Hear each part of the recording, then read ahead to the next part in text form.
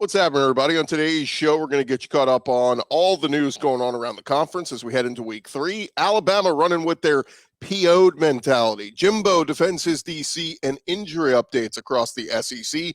Locked On SEC starts right now. You are Locked On SEC, your daily podcast on the Southeastern Conference. Part of the Locked On Podcast Network, your team every day.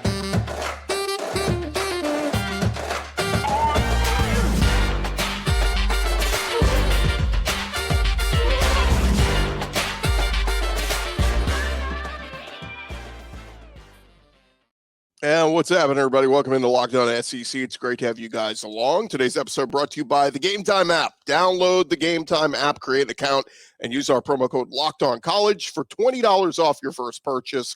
I'm Chris Gordy. Thanks for making Locked On SEC your first listen every day. We're free and available wherever you get your podcasts and on YouTube, part of the Locked On Podcast Network, covering your team every day. Plenty to discuss. Let's jump into it. Let's go around the conference. Boots out to the right. Takes the handoff. Around the conference. And still reacting to the aftermath of Alabama's loss to Texas. After losing at home on Saturday, Alabama not feeling sorry for themselves. They still have hopes of rallying and playing for a national championship. Offensive lineman Tyler Booker talking with the media on Monday. He said the mindset of this team, we're pissed off.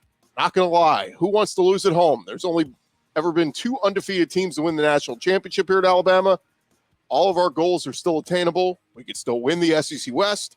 We could still win the SEC and get a college football playoff spot. This was just a wake-up call for us, and we're all taking heed as to what coach is saying. So that mentality going to rally Alabama. Of course, the road is tough ahead, some tough games, and no room for error. You know, they would have to basically run the table to do all those things. But Coach Nick Saban on Monday saying the energy and execution to start the game on Saturday, he said was very good.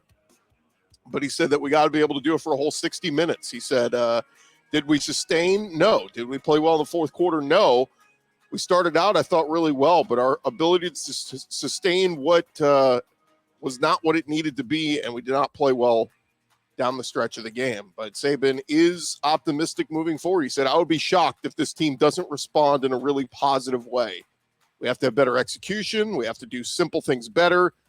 This isn't just the attitude of the players. They all wanted to win more than any fan or anybody in this room. They put in all the work and preparation into it. Now, Paul Finebaum on Monday, he was on with Greg McElroy and Cole Kublik saying that the Bama mystique has kind of rubbed off with the losses over the past few years. He said, we've seen this a couple of times before. The fact that Nick Saban lost to an assistant didn't seem shocking either. This is now 3 times in the last 3 seasons he has done so.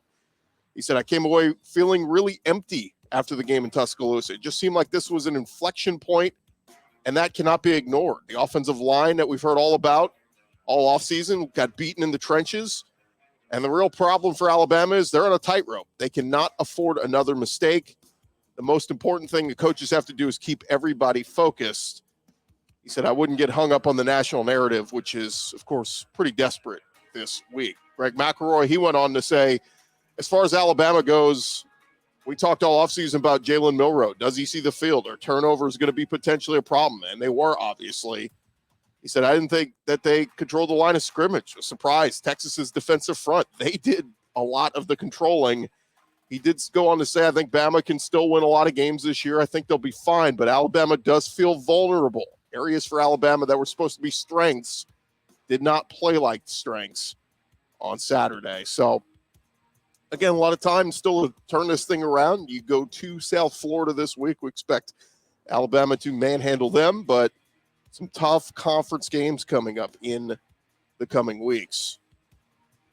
Over at Texas A&M, they're still licking their wounds after their beatdown at the hands of Miami. But Jimbo Fisher jumping to defend his defensive coordinator, DJ Durkin, on Monday. Of course, the Aggie offense, they did their part. They scored 33 points. That should be enough to win you a game these days, but the Aggies defensively gave up a ton of yards. Tyler Van Dyke, Miami quarterback, there for 374 yards and 5 touchdowns. And fans pointing at DJ Durkin, blaming him for the loss. And here's what Jimbo said Monday. He said, DJ is a very good coach. He does a good job and knows what he's doing. So Jimbo getting the back of his DC. A Texas A&M opponent had not scored over 48 points in the Aggies since Alabama dropped 52 on them back in 2020. So, look, this is a team that they have got to turn this thing around. And I don't know. We asked Cole Kublik and others this offseason, what's the win total that Jimbo has to get to? 6-6, I don't think cuts it. I said 7-5. I think he'd be okay. But I think even Cole said, back at SEC Media Days, that might not be enough. This is a fan base that has high expectations. They want to win the SEC West, or at least compete for SEC titles. And they have not done so since Jimbo got to College Station. They're back in action Saturday. They'll host UL Monroe on the SEC Network. Now, Joel Klatt on his podcast on Monday with Fox Sports saying A&M is one of the most talented teams in the country, but he said that second half was just a terrible loss to Miami. He said not because of Miami and losing to them, but because of what the situation the Aggies were in. Like, you're already talking Jimbo on the hot seat. Yeah, the buyout is extraordinary, but man, you got to fix this moving forward, Jimbo, if you want to stay there in College Station. Over at Arkansas, head coach Sam Pittman talking with the media on Monday, giving some updates on a couple of his injured players. First up, running back Rocket Sanders will not play again this week against BYU. He suffered that knee injury in week 1. Pittman said they will sit him to get some of the swelling off of him.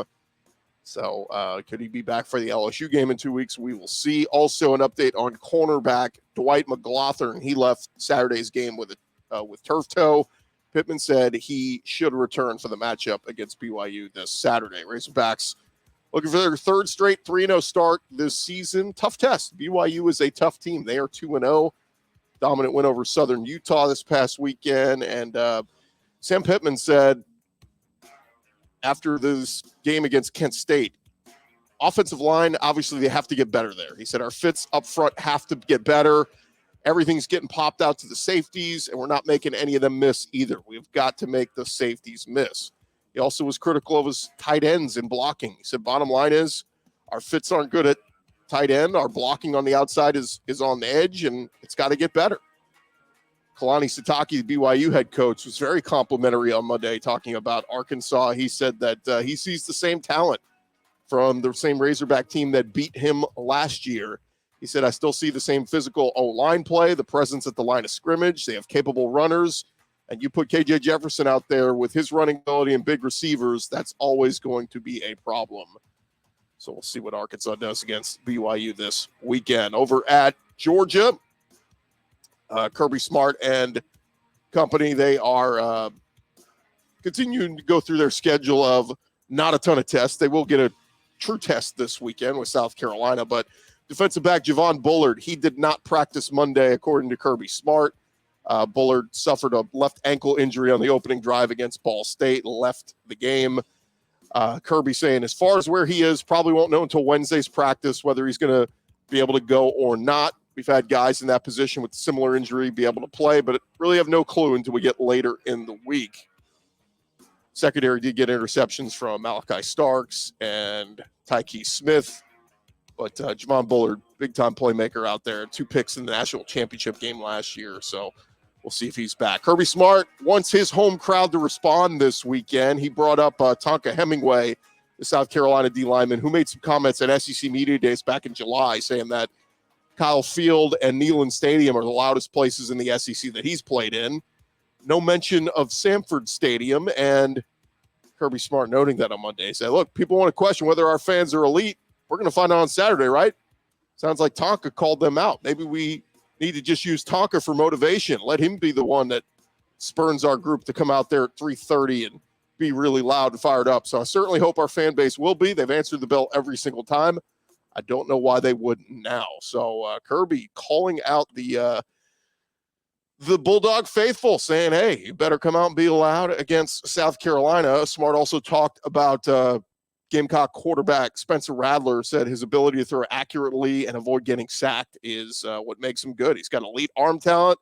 Said the throws he's made, the touch on throws, deep, vertical, back shoulder. Said he had a throw against Clemson that was a rope. Very elusive, very accurate with the football, hard to finish on. tremendous player. Georgia is nearly a 4-touchdown favorite in the game, set to kick off the final season of SEC on CBS. We'll get that Saturday afternoon. Over at Tennessee. On Saturday, the Vols won 30-13 against Austin Peay, but not the greatest performance, and Josh Heupel talked about that on Monday. They allowed Austin Peay to convert on 3 fourth-down plays in the first half alone.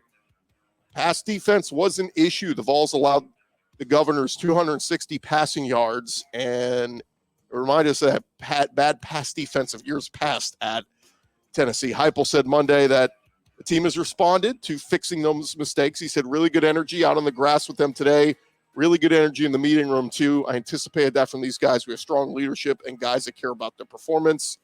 They care how they get there, too. Now, Tennessee goes to Florida to take on the Gators this Saturday. The Vols have not beat the Gators in Gainesville since 2003. Josh Heupel said, look, it's not going to be easy. They have great team speed. They have athletes who can go make plays in space. You have to bottle up the run game. That's a huge thing they do. They set up their play-action pass, and a year ago they hurt us with some of that. We have to be able to defend the run and play assignment sound and play the ball well when it's in the air. Heupel did tell reporters that he anticipates veteran center Cooper Mays to have a good week of practice and return to play in this game. Mays has missed the first 2 games of the season after having a surgical procedure in the middle of fall camp. Ollie Lane and Dane Davis were splitting reps at center in his absence, but sounding like Cooper Mays is going to play in this one. And crazy thing about Tennessee right now is their problem was not on their defense really this past week, or the onus was it was on the offense. Vols did score 30 points, but man, that's a bad Austin Peay defense, and Joe Milton and the receivers just were not in sync. Florida's defensive front, they're going to get after it, come after that Tennessee O-line. So we'll see what Joe Milton and company are able to do this weekend. Vols and Gators face off Saturday, 6 p.m. Central, 7 Eastern in Gainesville on ESPN. Going to be a good one. Thank you guys for making Locked On SEC your first listen every day. Coming up next, we'll continue to go around the conference, get you caught up on more tidbits of stuff happening across the SEC.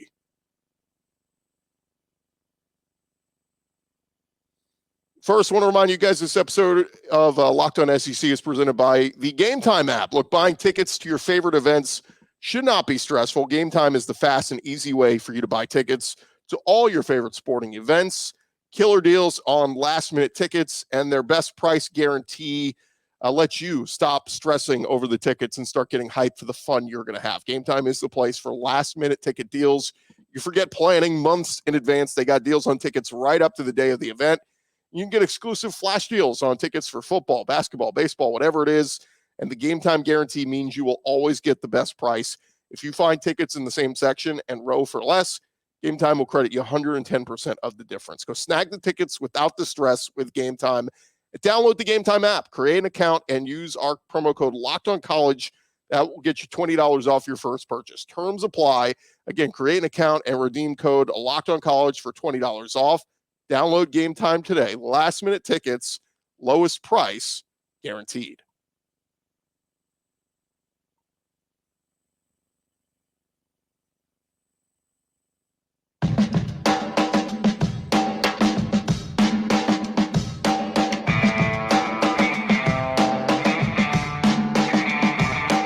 Run along here, Locked On SEC. I want to remind you guys, Fridays, we've got our Locked On College Football Kickoff Live happening every Friday from 11 a.m. to 1 Eastern on every Locked On College YouTube channel. College Football Kickoff Live, previewing all the games of the weekend, rivalry games, all that with all of our analysts from across the Locked On College Network. So check that out. You do not want to miss it every Friday. All right, let's dive back into it because we got more stuff we got to touch on. News going on around the conference. And next stop, we'll head on up to Kentucky.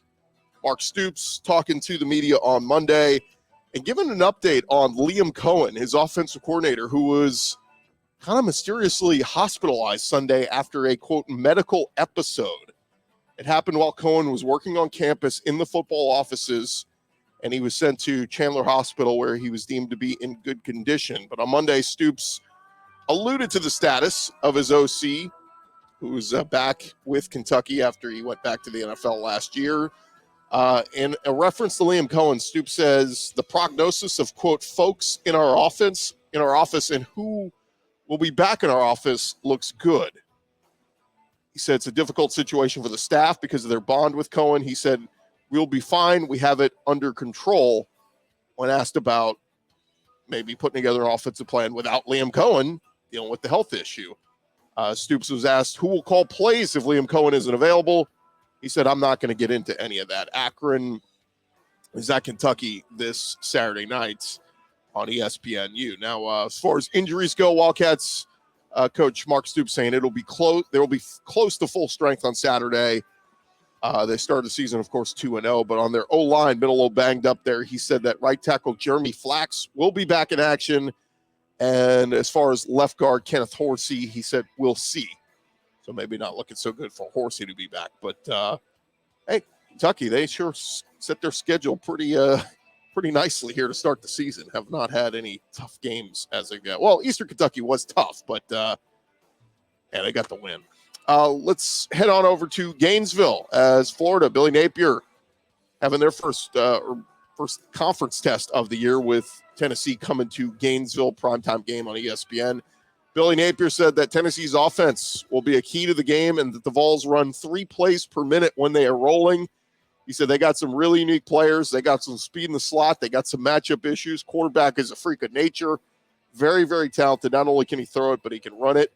He said that if they get back center Cooper Mays, which sounds like they will, he said that's the key to their pace for the Vol offense. And Napier expects him back for this game. Good news for Florida. Sounds like their center, Kingsley Aguakin, friend of the show, will be back this week after missing the first 2 games of the year with a right ankle injury. He said that he's tried to educate his players about the series history between Tennessee and Florida. He said we have several games and they all matter, but what makes this unique is the history of it. This used to be the game in college football. I think this is going to be a good one, man. Tennessee fans, feeling good about themselves, but I think Florida, they needed that game against McNeese last week. And I know it was McNeese, but they look much, much better. And I think they got a little confidence brewing going into this one. I think this could be a really close one, but we'll get into that one as the week unfolds. Over at LSU, Brian Kelly talking about the move they made this offseason, put Harold Perkins more inside linebacker. He said that it probably slowed him down a little bit. He said, we wanted to free him up.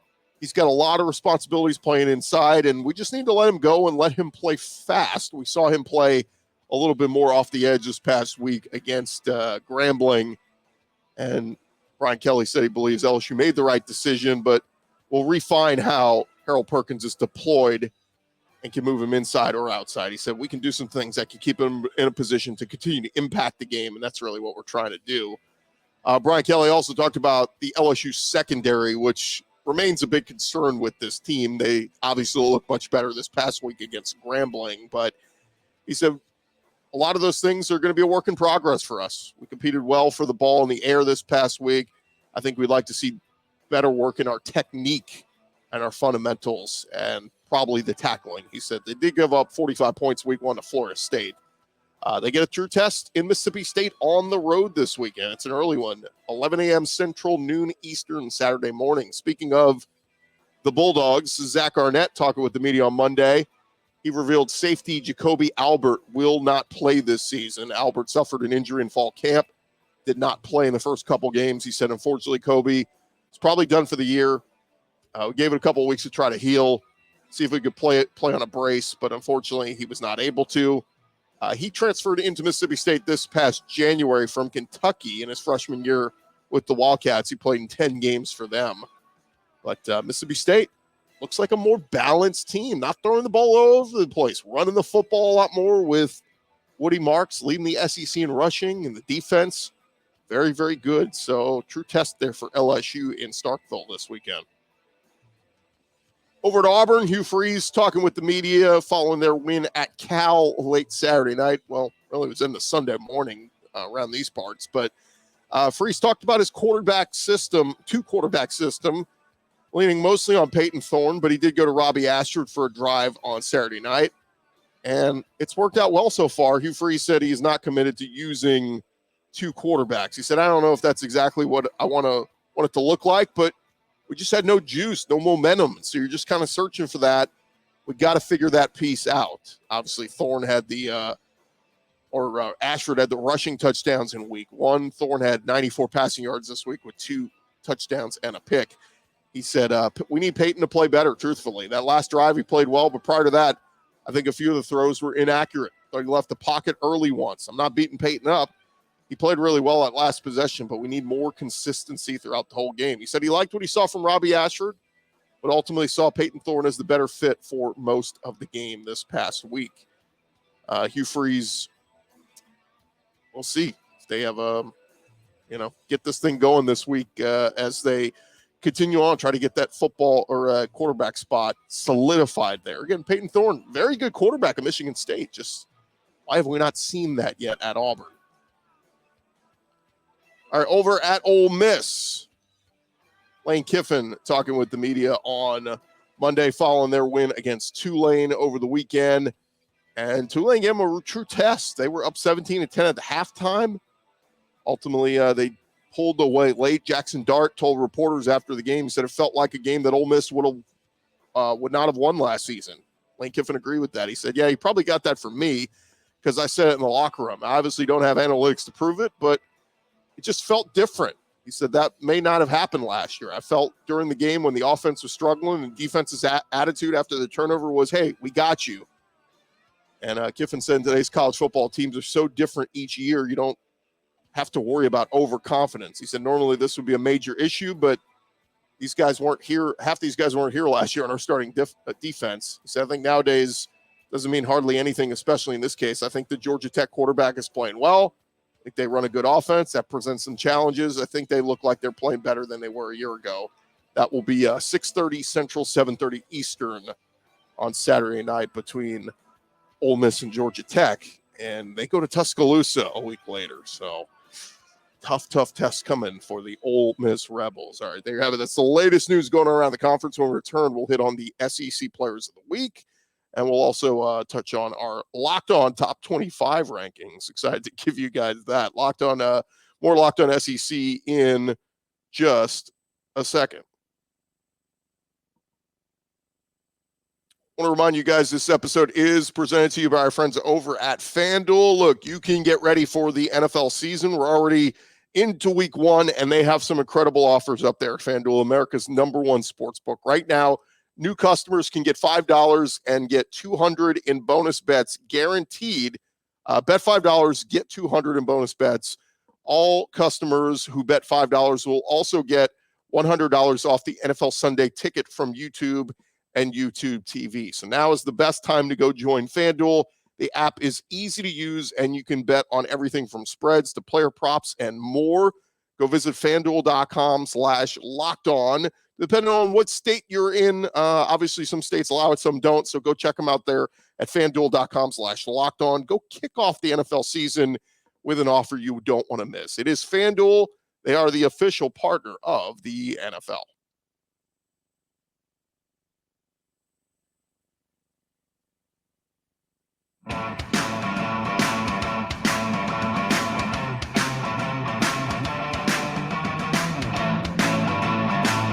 We're along here, Locked On SEC. Thank you guys so much for making us your first listen every day. Shout out to our everydayers coming back and checking us out every day. We've got tons of content throughout the week. Of course, our weekly visit with Chris Marler will come your way later this week, and then we'll get into previewing the full slate of SEC Week 3 games. So all that is coming your way very, very soon. Let's jump back into it as the SEC has announced its Players of the Week after the Week 2 games, and we start.